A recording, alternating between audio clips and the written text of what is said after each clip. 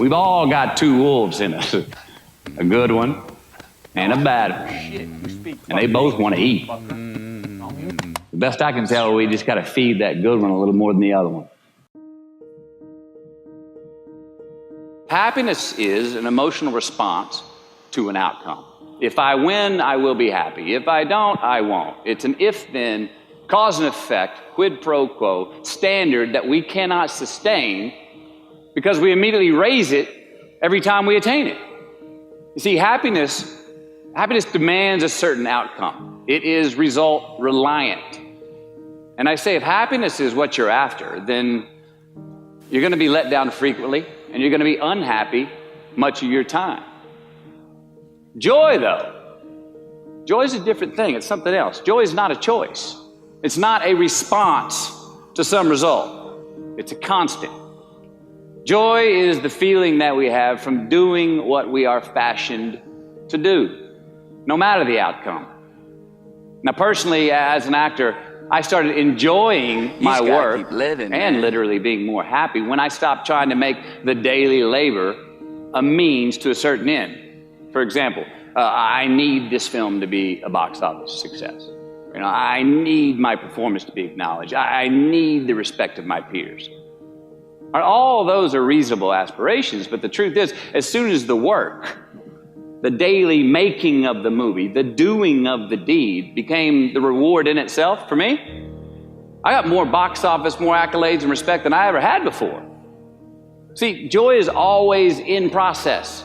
It's under construction. It is in constant approach, alive and well in the doing of what we're fashioned to do and enjoying it. Now, the easiest way to dissect success is through gratitude.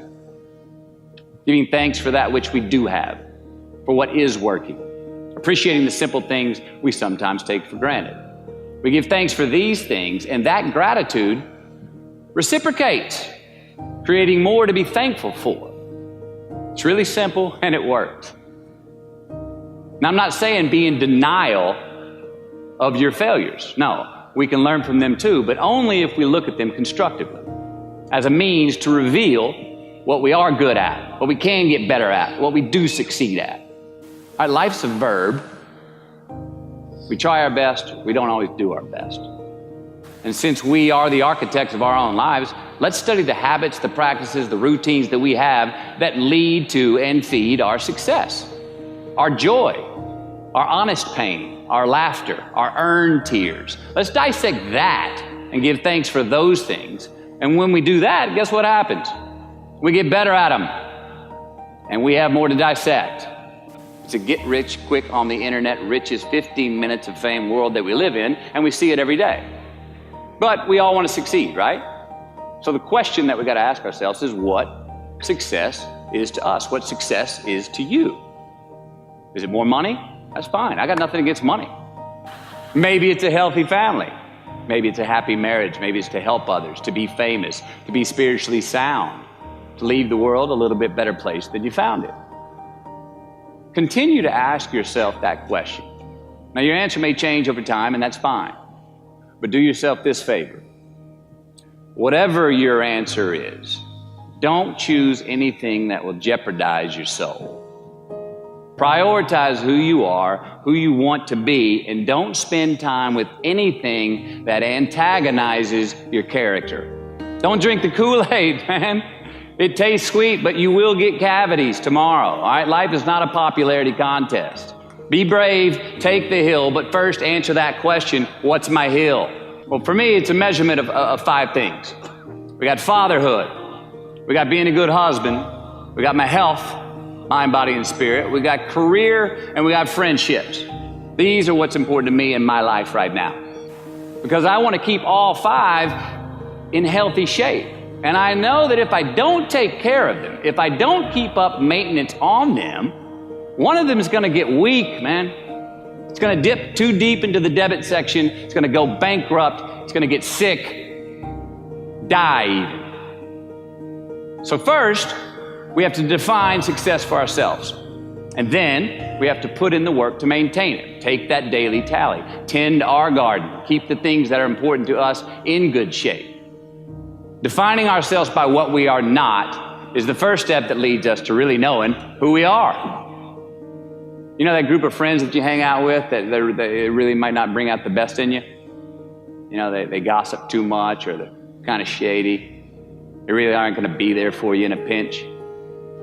Or how about that bar that we keep going to that we always seem to have the worst hangover from?